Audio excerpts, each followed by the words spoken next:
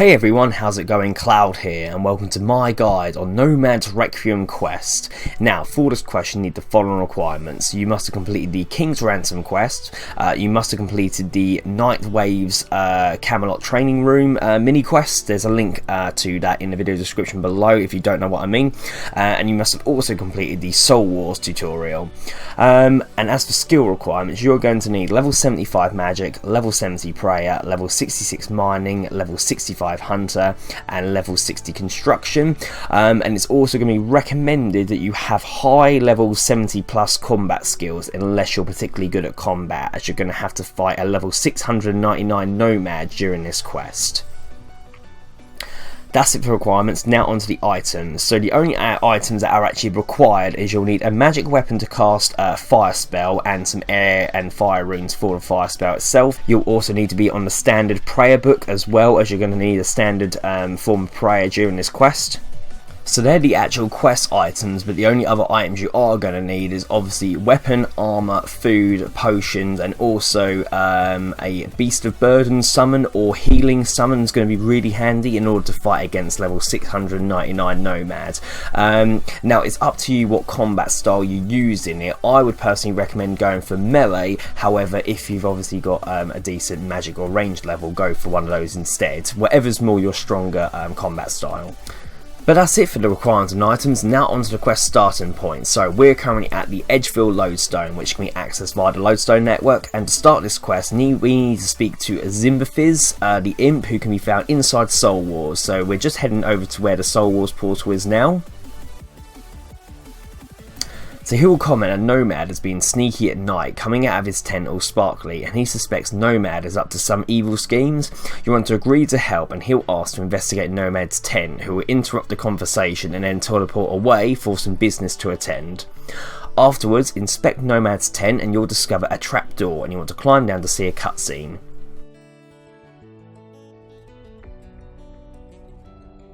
In Nomads Temple, Nomad will approach an elite dark mage, warrior and ranger who are angry at him. Nomad comments on them, saying he had expected some stronger people. The warrior will approach and hit Nomad, but it does no damage. He will then kill him with the strike of his staff. The mage is scared and wants to back out, although Nomad prepares a spell to kill him, and as the mage starts to pray, Nomad hits through it. The enraged ranger says that the master will not be happy with his treachery and tries to leave, but he is frozen by Nomad and then is killed. Nomad will then comment on the easiness of the fight and begin to depart. So talk to Nomad, who initially thinks you're an assassin, but he will warn you not to return again and forget what you have seen, or you will not get out of the temple, and then will proceed to teleport away. So down there you then want to find a way to enter the Arcane doorway, which is the white gateway to the north, but this has to be done by disabling the power source. So first we need to go into the southwest room, and here water must be directed to flow a certain way by moving pillars. However, water must first be sent to this room. Now in these rooms you want to be aware of the aggressive spectral attendants. Now if you defeat any of them, they will not respawn unless you log off. So go up the ladder in the southeast part of the room and pull both levers.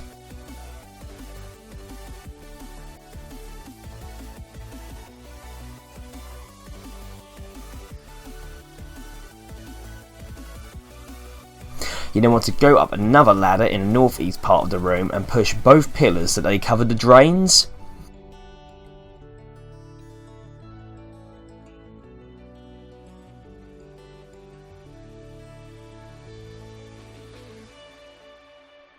Then go down to the middle floor and check that the water is flowing to the southern channel in the room. If it is not, work the levers again until it is.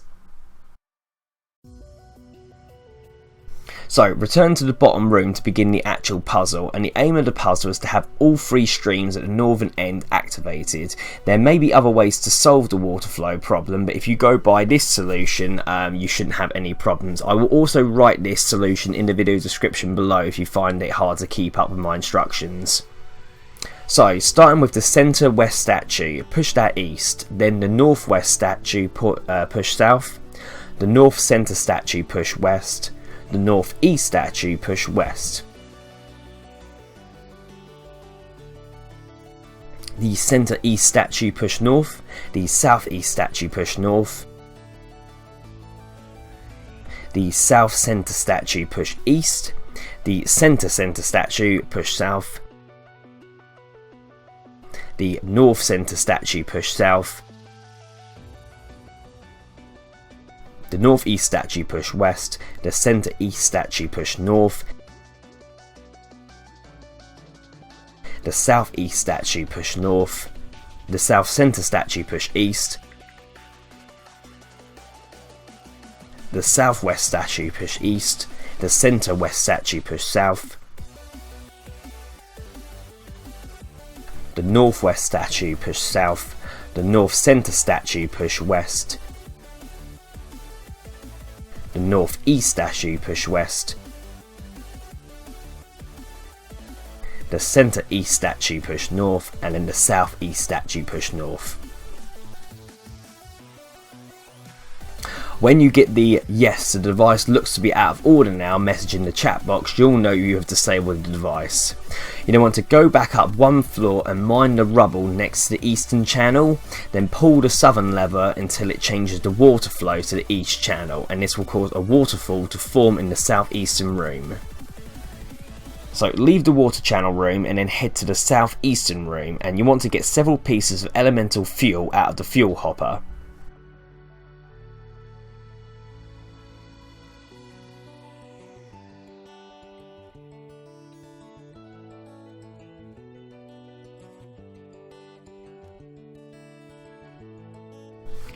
So what you want to do is use the fuel, the place elemental fuel option, to lure 3 elemental creatures out of the device into the room and onto the water flowing out the ceiling. Only one creature can be lured at a time, and to lure a creature, place a piece of fuel on the floor near the machine. As it comes out to eat it, place another piece of fuel nearer the waterfall, and you can space the food about 4 squares apart, even diagonally.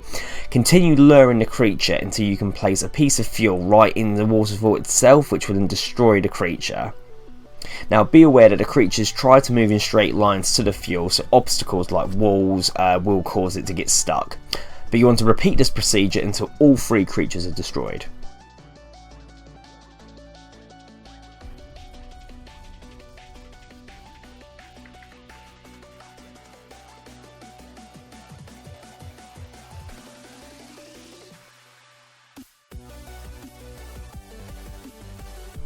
So exit the elemental creature room and then go north through the arcane door. In this new room there is a second arcane door to the north, again protected by 2 power cables that must be turned off, and again beware of the aggressive spectral worshippers. So go west through a door in the west wall, go west down a corridor until you come to the first room, and a set of animated roots guard the power device, preventing you from getting to it. If you try to attack the roots, you discover they're unassailable when bunched like this, and you must find a way to unbunch them. So continue west following the vines on the floor, again be aware of the aggressive enemies. In 4 places you want to find and destroy the individual roots that stick up from the ground, and you'll hear a loud roar when you destroy the 4th root.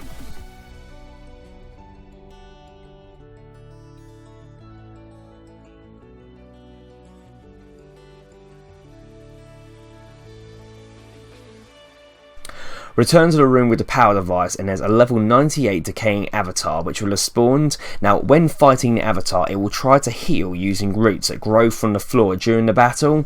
You need to be able to destroy the root before it can eat it, otherwise it will restore the avatar to full health, prolonging the battle. Now what I didn't realise before actually doing this part myself is the root will always appear at a certain part of the avatar's health and in the following order, so it will be the same for every player, so that way you can make sure your positions properly. As you'll notice, I end up having to kill it all 3 times because it kept healing from all 3 of the roots. So the first root will appear when the avatar has 75% health in the northwest area, so make sure you have your compass pointed north so you make sure you're in the right spot.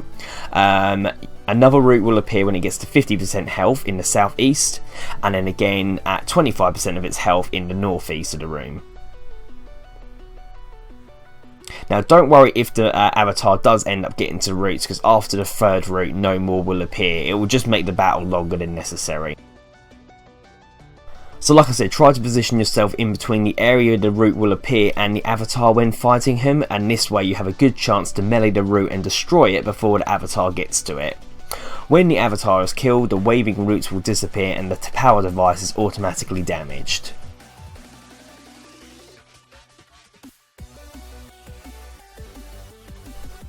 So return to the Arcane door area and then go east, and at the doorway in the east wall, talk to the dying knight and search his body when he dies.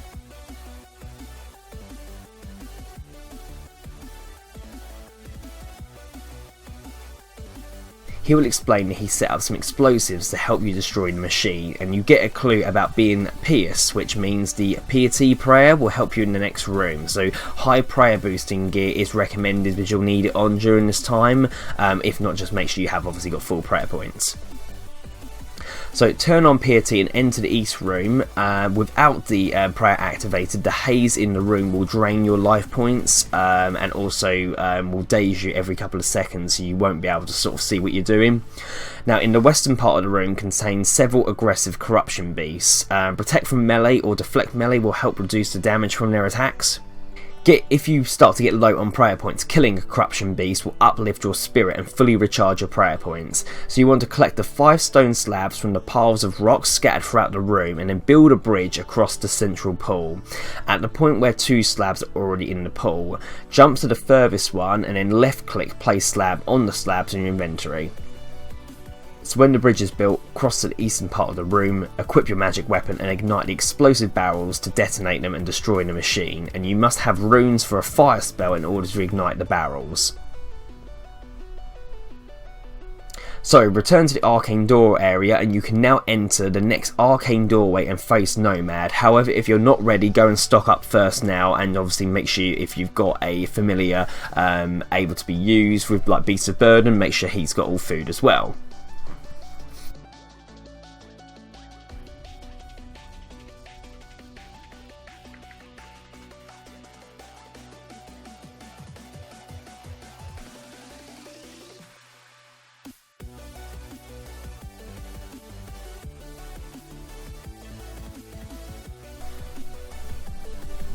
So enter the doorway and you'll approach Nomad, who is sitting on an immense throne. He'll be surprised that you have come and explains that the throne channels the soul power from the soul fragments put into the obelisk into himself in order to give him enough power to defeat his former master, whose identity Nomad will not reveal. He will tell you that now you know this, you must die and will attack you. Now the following battle is safe. If you die, you will respawn next to Zimbafears at the entrance to the Soul Wars with all your items except those you've consumed. Now, Nomad's a boss which has got quite a sort of unique strategy to it. He's got all different moves, so what I'll do, while showing you the footage of my battle with him, I'll talk you through what basically the strategy is with him. So Nomad's basic attack is a at-range magic attack that is capable of hitting over 2,500, but it deals typeless damage, which means Protect from Magic will have no effect whatsoever. However, your magic defense will affect the accuracy, and for this reason, armor with high magic defense is strongly recommended when fighting him. Now, if you at all are starting to navigate around the area, be careful not to remain hidden from Nomad for too long, because a few seconds after he will say "face me," call you a coward and teleport to his throne and heal back to full health. So, these are the special attacks to watch out for. His first special attack is to lay a number of flame vortices in a pattern around you.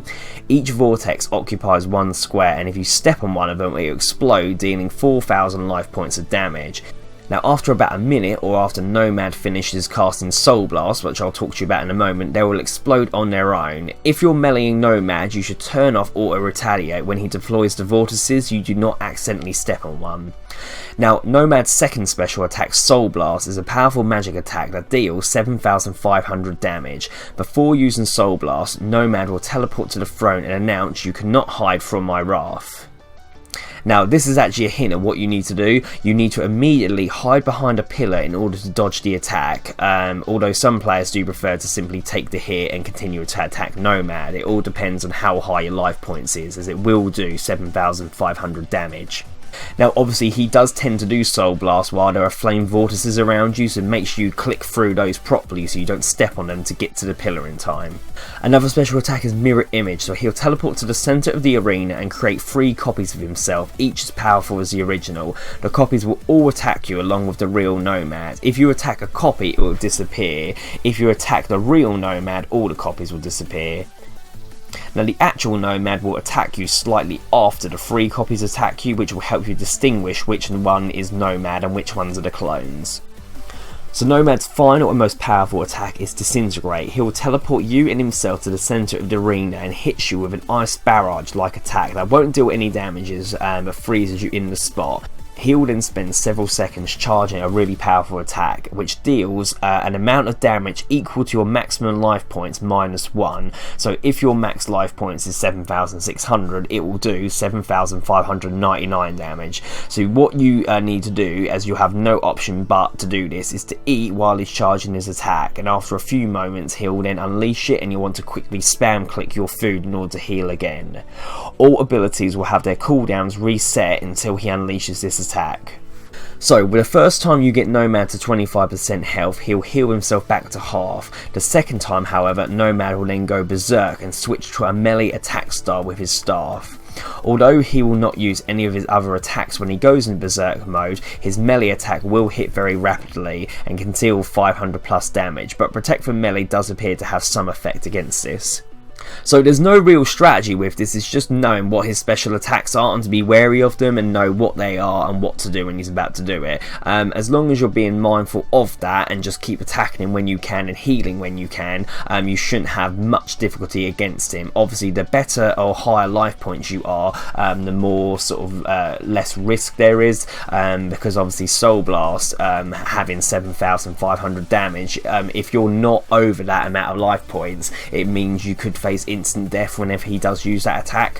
Foods like Rocktails or Saradome and Brews, which boost your life points above their maximum, will be really handy for this battle. So after you fight against him, I think it took me about 3 attempts to kill him myself as I messed up a couple of bits. You will then kill Nomad, who will say you've doomed the world upon his death and leave the temple. You'll appear outside Nomad's tent, talk to Zimbafiz and tell him Nomad is dead. He will not believe it and follow you to his body. You'll even then kick the head to make sure he's dead.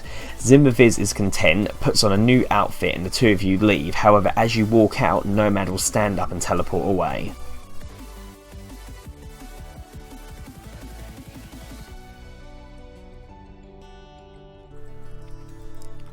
So after seeing that cutscene and finishing speaking with Zimbafiz, it will come up, congratulations, you have completed Nomad's Requiem. You're awarded 3 quest points, 70 zeal points, which can be used to buy things from the Soul Wars arena. You'll get a Soul Wars cape. Soul Wars is added to your list of respawn points. The Decaying Avatar and Nomad will become available as bosses in Dominion Tower. Access to a Bloodwood tree in the Soul Wars waiting area, 2 treasure hunter keys and 2 hearts of ice.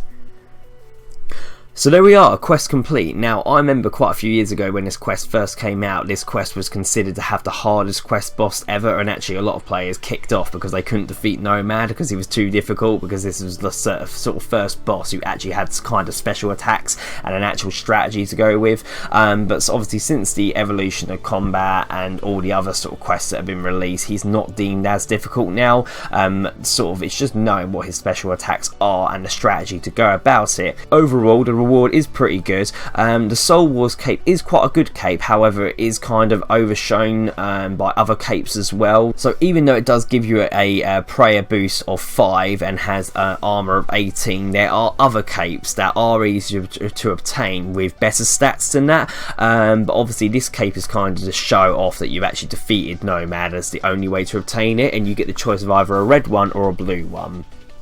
Now obviously when this was first released, these were the only sort of rewards and main sort of reason to complete this quest was to either get the Soul Wars cape and obviously to complete all the quests. However, this quest now has a sequel quest known as Nomads Elegy, which obviously this one requires in order to do that one. So a lot of you may be now watching this guide in order to do that quest, and when I do have a guide for that quest, that will be available in the description below. But yeah, overall, like I said, Nomad's the only tough bit about this quest. If you get into any real problems, leave a comment in the comment section below and I'll try my best to help you out as best I can, but most of it will be just focusing on the strategies that I mentioned and knowing about his attacks. But if you do get stuck on anything else at all, then obviously, again, leave a comment in the comment section below. If not, thank you very much for watching. Please make sure you like, favourite, comment, subscribe, and don't forget to share with your friends. Cheers everyone, bye bye.